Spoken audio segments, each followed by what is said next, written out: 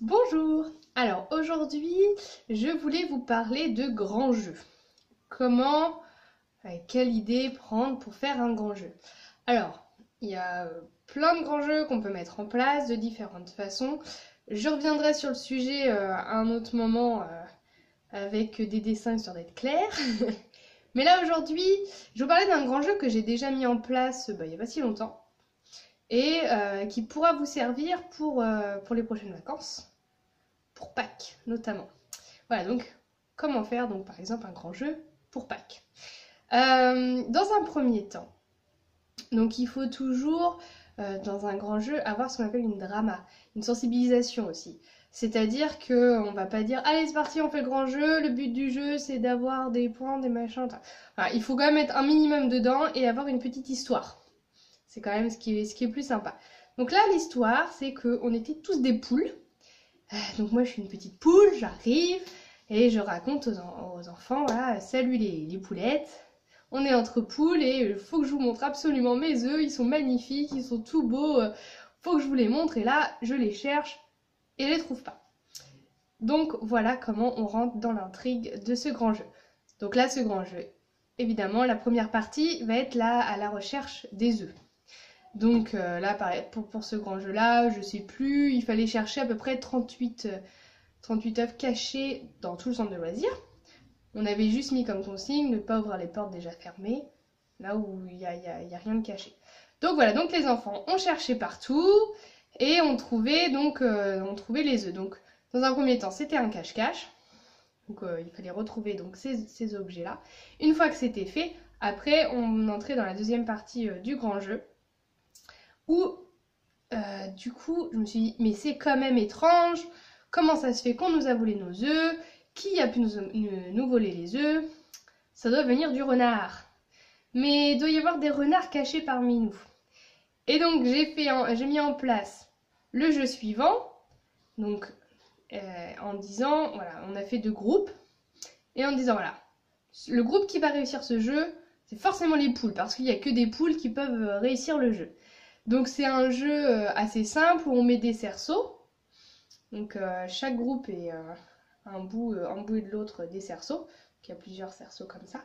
Le but du jeu est de sauter à pieds joints dans les cerceaux. Tac, tac, tac, tac. Et dès qu'ils sont face à face, chacun dans un cerceau, ils doivent faire un shifumi. Voilà. Donc celui qui perd au shifumi s'en va, retourne derrière. Et celui qui a gagné continue d'avancer.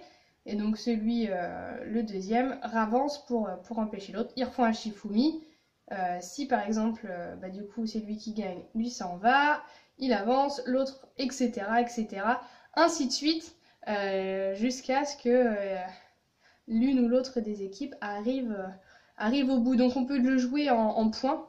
Nous on l'avait fait en 5 points. L'équipe qui était arrivée à 5 points était la gagnante et donc c'était les poules. Donc une fois qu'on avait nos poules, on avait une équipe de poules et une équipe de renards. Et c'est après que on rentre dans la phase du troisième jeu, la troisième partie de ce grand jeu. Parce que là je vous raconte un grand jeu vraiment très simple à réaliser, très simple à mettre en place. Le troisième jeu, on avait encore des cerceaux, on courait parti partout. Il faut une zone quand même délimitée. Donc on peut mettre des plots avec une zone où on a les œufs, un bac avec les œufs, et une autre zone donc à l'autre bout, on délimite avec des plots, où on va mettre juste une boîte. Et le but du jeu va être de transporter les œufs de la boîte au bout du terrain dans la boîte vide. Voilà.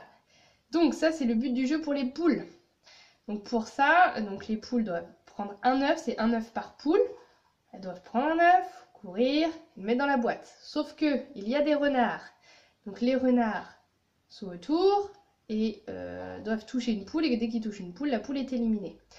Mais les poules, une fois qu'elles sont dans les cerceaux, ne peuvent pas se faire toucher par les renards. Voilà. Quand une poule est dans un cerceau, elle ne se fait pas toucher par un renard. Donc les renards, il faut qu'ils soient un petit peu malins. Mais les renards n'ont pas le droit d'aller derrière la délimitation des plots. Et quand un renard touche une poule, donc la poule est éliminée, si la poule avait un œuf dans sa main, elle doit le poser à l'endroit où elle a été touchée, elle est éliminée et d'autres poules pourront récupérer les œufs. Voilà. Donc c'est pareil, c'est un jeu simple. Mais alors, par expérience, même si on a déjà fait les groupes, essayez de mettre moins de renards que de poules. Comme ça fonctionne mieux. Voilà, c'est le petit conseil après avoir testé. Il faut quand même qu'il y ait moins de renards que de poules. Et ensuite, bah, c'est parti. Après, on peut échanger, etc. Et féliciter les poules et les renards pour leur bon jeu, d'avoir soit réussi à sauver les œufs ou les renards réussi à manger toutes les poules. Dans tous les cas, voilà, on félicite, on félicite. On clôture donc le grand jeu en disant bravo à tout le monde. On peut refaire en plusieurs manches, etc. Et donc les œufs ont soit été retrouvés, soit été mangés. Mais en tout cas, les poules et les renards, on les félicite, c'est très bien. Et maintenant, le grand jeu est fini. On n'est plus des poules, le retour à la réalité. On est des enfants. Et comme généralement, quand ils ont cherché des œufs, ils ont mis un petit peu de bazar, on va faire un petit coup de rangement, puis on va les goûter. Et voilà, vous les aurez occupés, goûter ou manger si vous le faites le matin. Vous les aurez occupés pour un petit moment avec ce jeu, parce que ouais, ça prend du temps avec Donc ce grand jeu contenant vraiment 3 jeux, je répète. La cachette, cacher les œufs. Voilà, donc déjà, trouver les œufs dans un premier temps, voilà. Ça, ils aiment bien et ça prend un certain temps. Ensuite, le jeu du Shifumi où il faut sauter dans les cerceaux. Et enfin, le grand jeu final avec les poules et les renards. Donc ce jeu-là peut durer un petit moment. Puis après, on n'hésite pas, on échange qui veut être renard, etc. Ça, ils aiment bien. Voilà un grand jeu très simple à réaliser. Avec rien.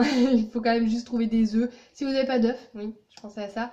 Ça peut être des balles, ouais, peu importe. Des balles de tennis, des balles de ping-pong.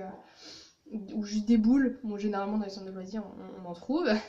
Voilà, c'est des choses très simples à trouver. Et comme je vous dis, un grand jeu très simple à réaliser. Voilà.